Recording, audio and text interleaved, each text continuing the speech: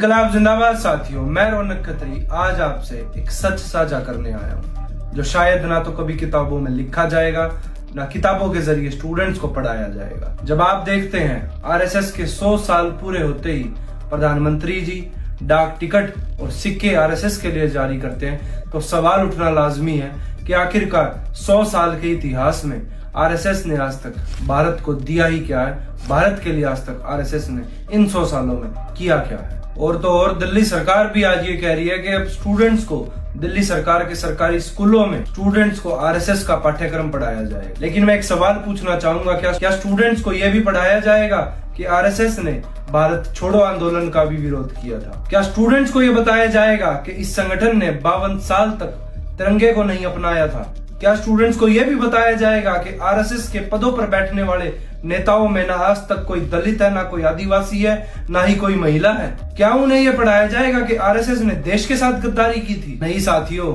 ये चीजें नहीं बताई जाएंगी।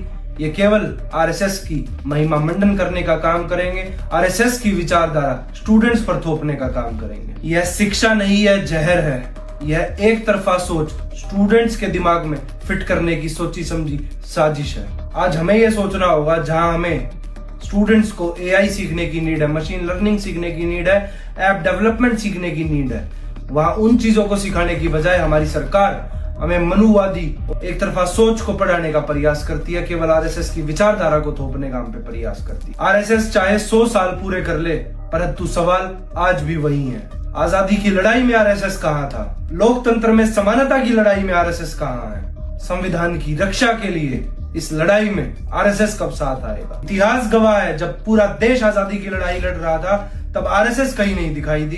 जब महात्मा गांधी, चंद्रशेखर आजाद, शहीद आजम वीर भगत सिंह जेलों में संघर्ष कर रहे थे, आजादी की लड़ाई के लिए फांसी के फंदे पर चढ़ रहे थे, तब आरएसएस कहाँ था? तब आरएसएस अंग्रेजों के लिए सेना में भर्ती होने के लिए अपील कर रहा था। जब देश तिरंगे को अपनी पहचान बता रहा था तब आरएसएस उसी तिरंगे का विरोध कर रहा था। क्या ये देशभक्ति है या ये राष्ट्रभक्ति है? नहीं साथियों, ये देशद्रोही है, ये देश से गद्दारी है।